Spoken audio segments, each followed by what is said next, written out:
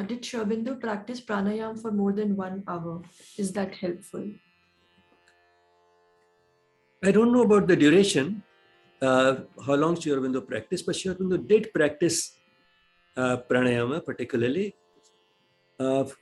perhaps even more than asanas, and he went into very advanced practices. For some time when he was extremely busy, he didn't have time to practice them, and that also he has talked about. When he was in the freedom struggle and he didn't have time, he said that once he had fallen ill, he said that in Baroda, when I used to practice pranayamas, I seldom fell ill. It is now that I'm not finding time for it that perhaps it's happening. So he did practice, and not only did practice, I mean, you can make out from the synthesis of yoga that he's talking not on the basis of theory, but through personal experience about what advanced pranayamas can do. More may be available, which I have not read those works, in records on yoga, because they were meant to be personal notes on his own sadhana, but somehow they have got published now, and they are also a part of the complete works of Sri Aurobindo, the records on yoga. We have read Sri Aurobindo used to do pranayama for about 3 to 4 hours, or even more than that in the early stages. My question is, what was the pranayama he used to do, and why he stopped doing that afterwards? Well, I can make a few guesses, which may or may not be right. One is that he used to do those practices because he found them helpful. And he probably, when he didn't do them, it was because he didn't have time. And maybe later on, he didn't do them that much because they were not necessary for him.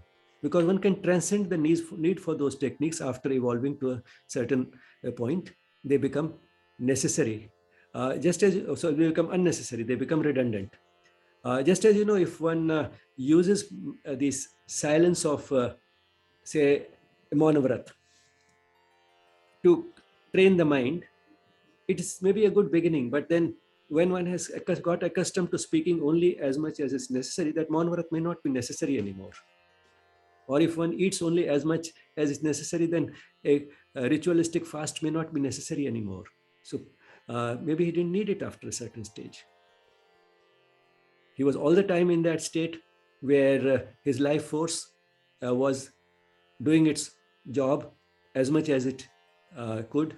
It was acting fully on both the body and the mind. So that there was no barrier. Everything was bridged and connected now.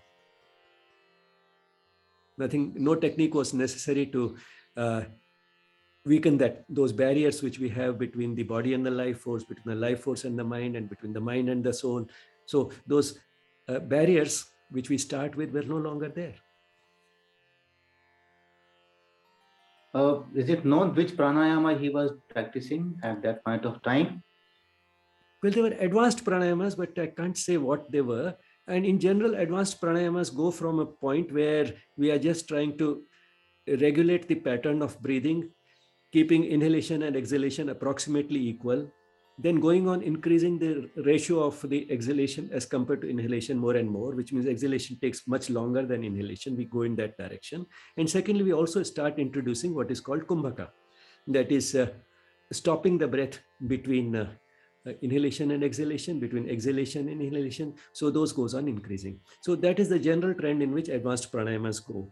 I haven't myself practiced them, and it is also said that one should not practice them except under supervision, because they can also lead to various types of disasters.